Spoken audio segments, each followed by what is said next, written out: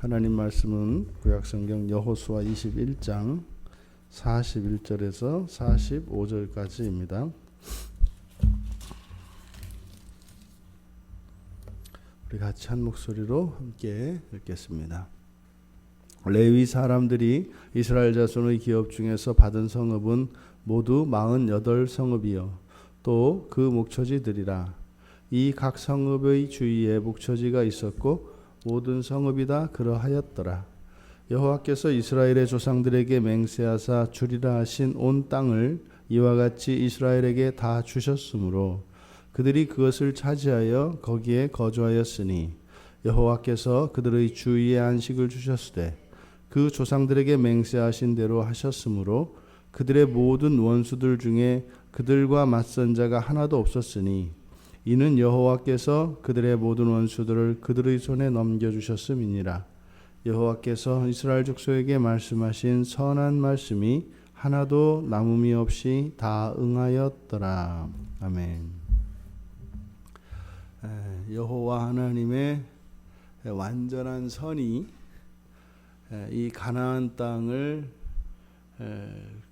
이스라엘 백성들에게 주리라 약속을 하셨고 또 그 약속의 성취로 나타나고 있다라고 여호수아는 기록하고 있습니다. 이제 그 기업이 없는 레위 지파가 받았던 성읍은 48개 성읍입니다. 그 48개 성읍은 6개의 도피 성읍과 42개의 순수하게 거주하기 위해서 주어지는 성읍으로 구성되어 있고 또 이것이 레위의 세 아들 그 세 자손들에게 배분되어진 그 성읍들의 수를 살펴보면 그앗 자손이 23개의 성읍이고 게르손과 무라리 자손이 합쳐서 25개입니다. 그래서 합쳐서 이제 48개인데 이 레위 자손들이 받은 성읍들을 좀 더 이렇게 구체적으로 들어가서 자세히 살펴보면 그앗 자손이 23개의 성읍을 받았으니까 각 자손별로 2개의 도피성식이 들어가 있지 않습니까? 그러니까 그앗 자손이 순수하게 거주할 성읍으로 받은 성읍의 숫자는 23에서 2를 빼니까 21예요. 그리고 그러면 이제 게르손과 무라리 자손이 25개 성읍인데 각각 2개씩 해서 4개의 성읍, 4개의 도피 성읍을 빼면 여기도 마찬가지로 21개 성읍입니다.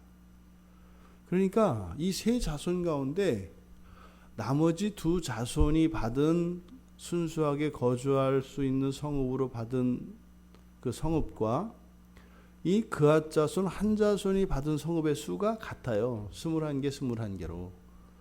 그런데 우리가 앞서서도 그 인구 수를 따져봤습니다만 그렇게 이 그앗 자손이 절대적으로 수가 많지 않단 말이죠.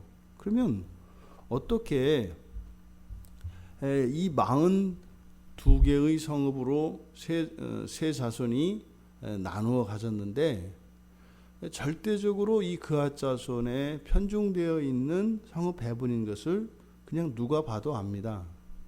나머지 2 자손들이 받은 성읍들의 합이 이 그앗 자손들이 받은 성읍과 수가 같으니까 하는 말입니다.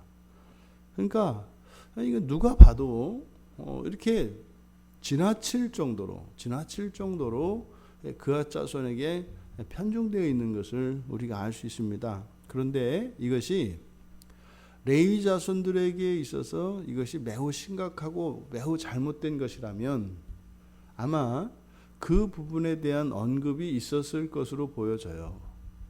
그런데 앞서서 우리가 나머지 레위 자손을 제외한 요셉의 에브라임과 므낫세 둘을 독립적인 지파로 보았을 때 그 12지파, 그 12지파가 땅을 그 기업으로 받을 때 이미 그 기업 배분에 있어서도 그렇게 공평하지 못하고 지나치게 이렇게 편파적인 그런 기업 배분이었던 것을 우리가 살펴봤습니다.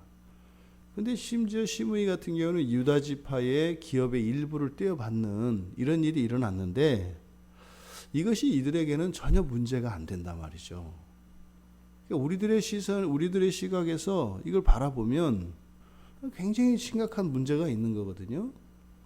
그런데 전혀 이것에 대해서는 언급이 없어요. 그러니까 여호수아가 뭐 그 이스라엘 지파든 또는 레위 지파 내에서 이 세 자손들 사이에 어떤 불협화음이나 문제가 있었는데 여기에 기록을 하지 않았던지, 아니면 실제로 뭐 아무런 그것이 문제가 되지 않았던지 둘 중에 하나일 거다 이 말이죠.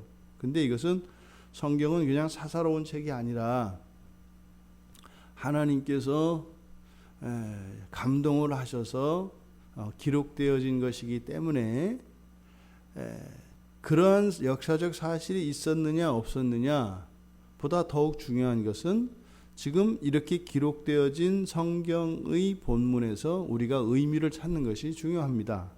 있었든 없었든 성경에서는 그것을 언급하고 있지 않아요. 그러니까 없었던 것으로 성경이 이야기할 때 이것이 지금 의미하는 바는 뭘까?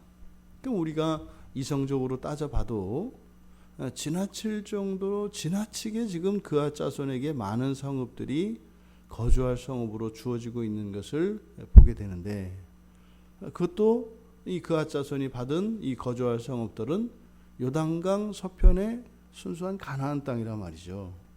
위치뿐만 아니라 그 수에 있어서도 절대적으로 많은 이 상황이 아무 문제도 없다고 했을 때 이것이 의미하는 바는 무엇이겠는가?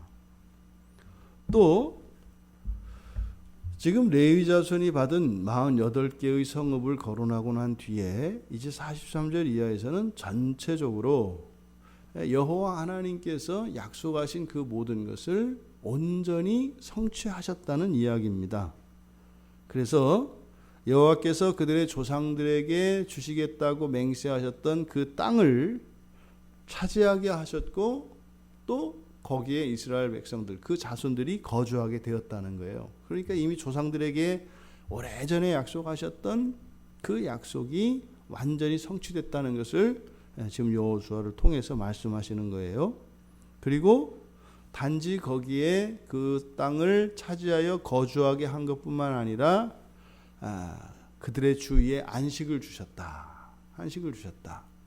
그래서 어떠한 원수들도 하나님의 이 백성들의 그 안전과 평화를 깨트릴 수 없었다. 그 이유는 다 넘겨주셨기 때문이다.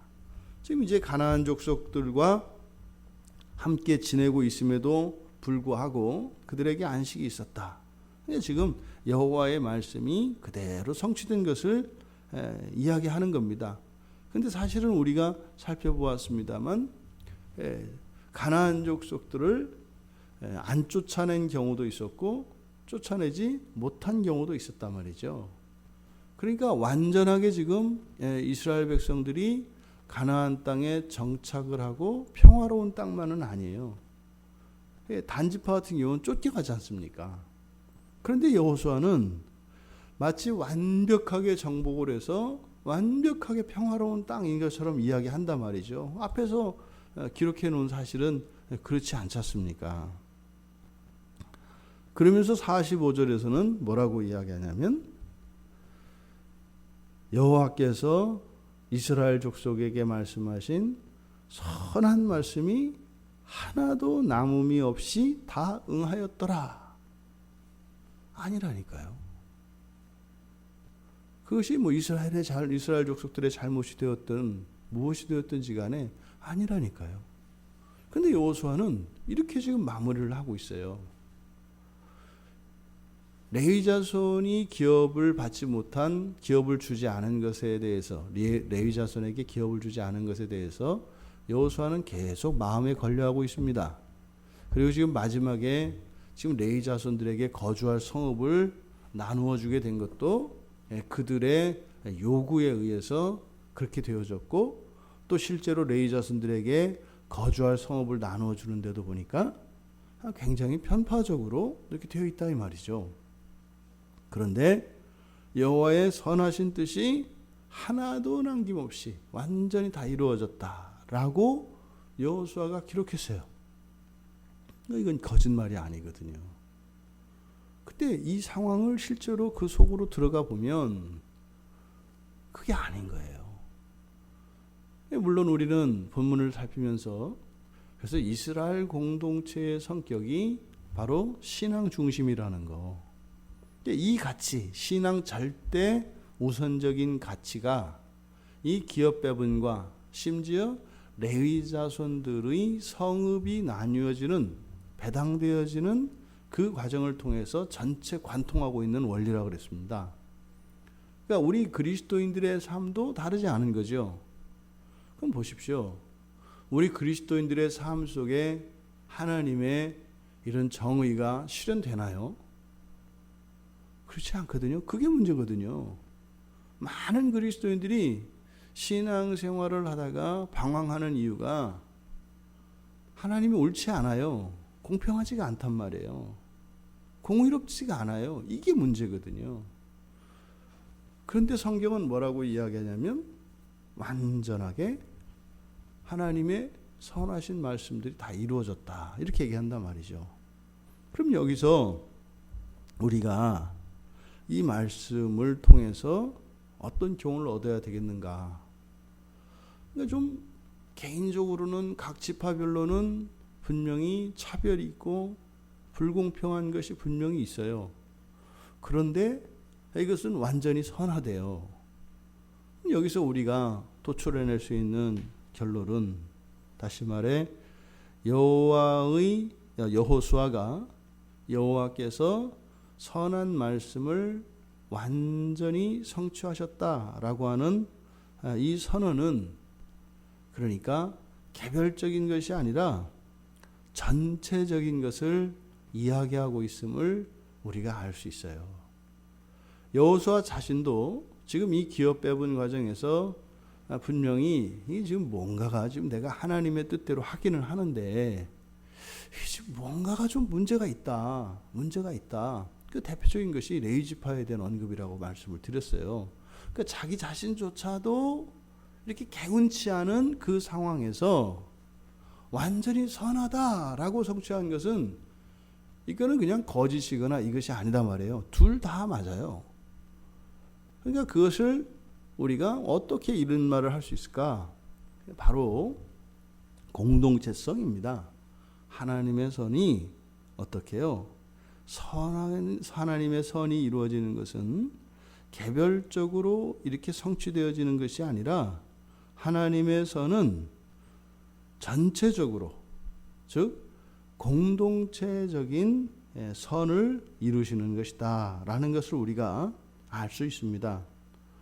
그러니까 하나님께서 선하시다, 하나님의 선하신 뜻이 하나도 남김없이 완전히 다 이루어진다 라고 하는 이것을 우리가 깨달을 수 있기 위해서는 총체적인 안목과 분별력이 요구되어집니다. 개별적인 하나하나의 삶 속에서 일어나는 그 일들을 보면 과연 하나님이 약속하신 모든 것들이 완전하게 성취되었다라고 볼 수가 없어요. 넘친다고 보든지 모자란다고 보든지 이렇게 되어 있는 거예요. 그런데 이것을 전체적으로 보았을 때 그 불평등과 불균형 속에서 전체를 조화시키고 균형을 이루게 하시는 하나님의 선은 바로 공동체적인 전체적인 선을 말씀하시는 것이다. 하늘에 떠 있는 별이 그 크기와 질량과 이런 무게가 같은 게 있어요? 하나도 없습니다. 다 다릅니다. 그런데 이 모든 것이 조화를 이루어서 우주를 이루고 있죠. 그러니까 항상 하나님의 선 안에는 이런 이 다양성과 통일성이라고 하는 이것이 항상 동시에 공존합니다. 그러니까 우리의 시선으로 보았을 때는 그것이 차별이고 그것이 불평등이고 불공평한 것으로 볼 수 있습니다. 우리 각 개인의 인생 전체를 돌아보아도 마찬가지입니다. 인생의 모든 시기가 동일한 크기의 하나님의 은혜와 사랑이 있는 게 아니에요. 어떤 기간에는요, 칠흑 같은 암흑 속을 지날 때가 있고 말입니다. 어떨 때는 밤도 없는 것 같은 영광의 행진과 같은 인생의 기간들이 있기 마련이죠. 만약에 우리들 개인적으로 주관적으로 경험되어진 것을 기준으로 하나님을 생각하고 신앙생활을 한다면 우리가 하나님 앞에서 변덕거리기를 부리기를 수천 번 수만 번 해야 되는 거예요. 하나님이 함께 하시는 것 같을 때가 있는가 하면 이거는 뭐 차라리 하나님 알아서 하나님을 알았기 때문에 인생이 꼬이고 훨씬 더 고통이 심한 것 같은 때가 반드시 찾아오기 때문입니다. 그런데 우리 한 개인에게 봐도 우리 인생의 전체를 통해서 하나님의 선이 드러나는 것이지, 모든 순간 모든 사건 속에서 동일하게 하나님의 전능하신 오른팔이 나의 인생과 함께하는 게 아니다 이 말이에요. 어떤 때는 쓰라린 패배를 경험하게 하시고, 어떤 때는 없는 것 같은 하나님, 차라리 없는 게 더 좋을 것 같은 하나님으로 경험되어질 때도 있고, 어떨 때는 그냥 하나님의 사랑을 주체 못해서 그냥 또 뭐 그럴 때가 있고. 그러니까 하나님의 선을 우리가 바로 이 전체 안에서 질서와 조화를 이루시는 선이라고 하는 이 사실을 깨닫지 못하면 하나님을 바로 알 수가 없어요. 그러려면 어떻게 해요? 바로 거시적으로 그리고 총체적으로 볼 수 있는 이런 안목과 그런 이해력이 우리에게 필요하다. 그래서 하나님의 선은 개인들과 개별적인 사건을 통해서는 온전히 이해할 수가 없어요. 이게 신앙의 덫입니다. 어떤 역사의 시기를 단절해 놓고 보거나 또 개개인이나 어떤 개별적인 민족, 국가만을 따로 떼어놓고 보았을 때는 하나님이 옳지 않습니다. 부당합니다. 떼어놓으면 그래요. 그래서 이 하나님의 선하심을 이런 개인적인 경험, 주관적이고 개별적인 그러한 기준을 가지고 하나님을 판단하려고 할 때 거기는 무조건 함정에 빠지게 되어 있습니다. 그러니까 오늘날 시대 정신이 개인주의인데, 개인주의적 관점에서 하나님을 아무리 봐도 절대적으로 하나님은 선하지 않습니다. 개인적인 관점에서 하나님을 보면 하나님 때문에 이 세상을 살아가는데 엄청나게 득을 본다고 생각하든지 아니면 하나님 때문에 손해를 본다고 생각하든지 둘 중에 하나입니다. 이것이 치우치면 기복주의로 현세주의로 흘러버리는 것이고, 또 한편으로는 그냥 마음을 안정시키고 마음의 평화를 추구하고 그냥 현실에 일어나는 일은 우리들 각자가 책임지고 알아서 살아가되 잠시 잠깐 그런 일상의 시름과 번뇌로부터 잠깐 벗어나서 마음의 평화를 얻는 일시적인 그런 어떤 카타르시스 정도의 기대를 갖는 이런 형식적인 신앙생활을 하게 되는 거죠.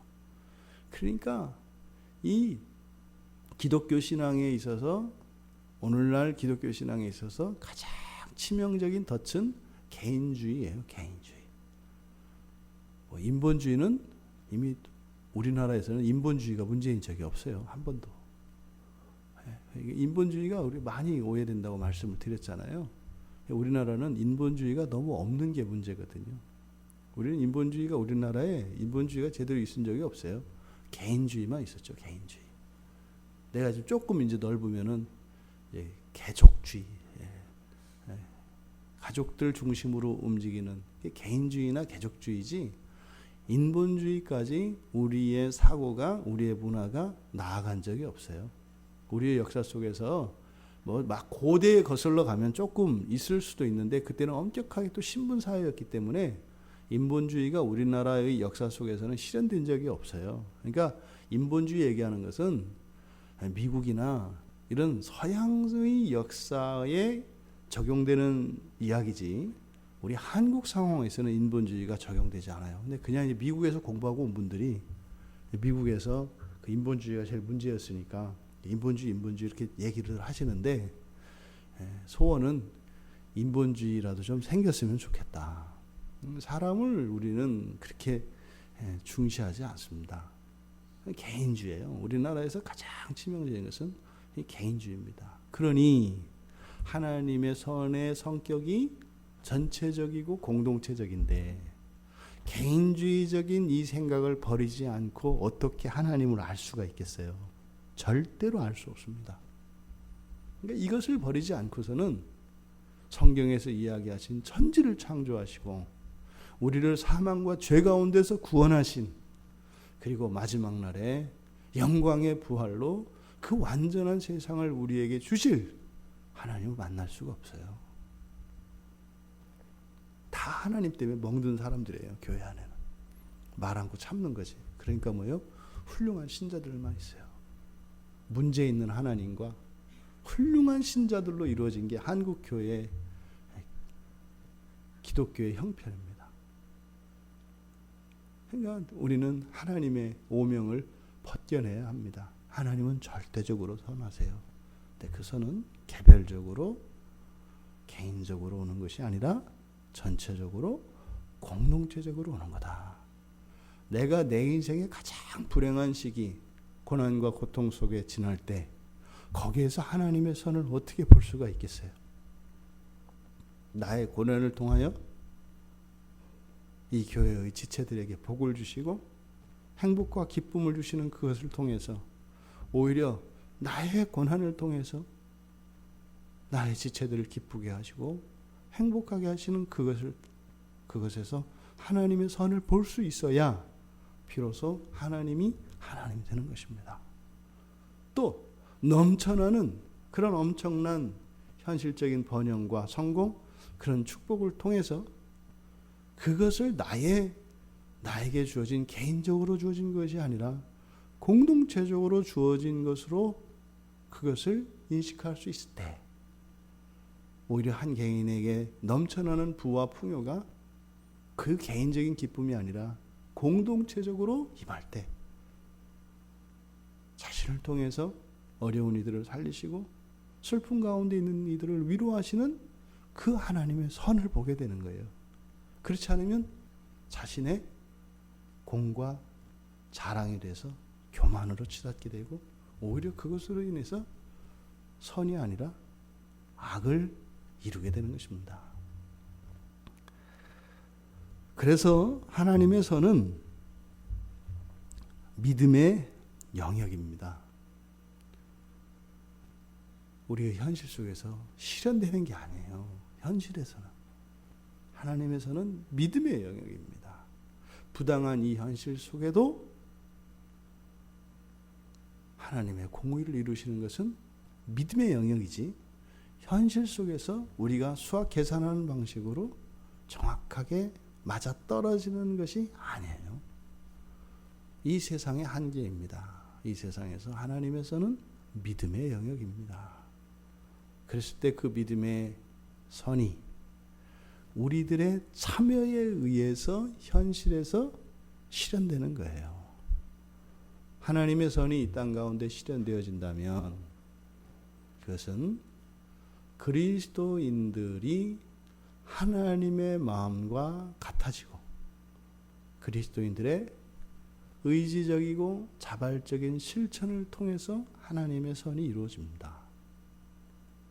그래서 이 기업 배분에서 나타나는 가장 중요한 것이 하나님의 절대 주권과 그리스도인들의 자유의지, 이 자발성이라고 하는 것은 서로 침해하지 않으며 하나님은 하나님 뜻대로 다 하셨을 때 그리고 우리는 우리의 뜻을 다 했을 때 일치가 되어지는 그 지점에서 하나님의 선이 아름답게 꽃이 피는 거예요. 멋있잖아요. 하나님 혼자 이루시는 것도 아니고 우리가 애써서 하는 게 아니라 우리는 우리대로 하나님은 하나님대로 그냥 하고 싶은 대로 다 했는데 거기에서 이루어지는 선. 이것이 여러분들의 인생 내내 그렇게 되기를 바랍니다. 우리 교회 공동체가 그렇게 되기를 바라고 우리가 속해 있는 모든 공동체 안에 그리고 민족과 국가 안에 더 나아가 온 열방 안에 그 하나님의 선이 이루어지기를 바랍니다. 지금은 우리가 애쓰고 정신을 똑바로 차려야 되겠습니다만 주님이 오시고 난 뒤에는 애쓸 필요도 없고 신경 쓸 필요도 없고 그냥 살면 돼요. 그것은 이미 우리에게 결론으로 하나님의 약속이 우리에게 주어져 있으니까 지금 여호수아가 그렇게 선하신 하나님의 말씀이 하나도 남음이 없이 응했다라고 하는 것은 분명히 이루어진 사건입니다. 하지만 우리의 현실 속에서는 그렇게 우리들의 참여를 통하여 하나님의 그 완전하신 선이 이루어진다고 하는 이 교훈을 따라 때로는 북풍한설을 맞는 겨울과 같은 그런 지독한 추위를 지나고 또 혹독한 여름 더위를 지나고 그럴지라도 봄과 가을에 따사로운 햇볕과 선선함을 통해서 만물을 있게 하시고 온전케 하시고 소망 가운데 있게 하시는 그 하나님의 선을 의지하며 승리하며 살아가는 우리 모두 되기를 주님의 이름으로 축원합니다. 살아계신 하나님, 하나님의 완전하심이 어찌 저희들 한 개인의 판단과 경험으로 그것이 깨달아질 수 있겠습니까? 나의 한계, 우리의 한계를 뛰어넘어 볼 수 있는 그 하나님의 선을 깨닫게 하시고 하나님의 완전한 선을 이루는 일에 참여하며 살아가는 영광스러운 주의 백성들 다 되게 하옵소서. 감사하며 예수님의 이름으로 기도하옵나이다. 아멘.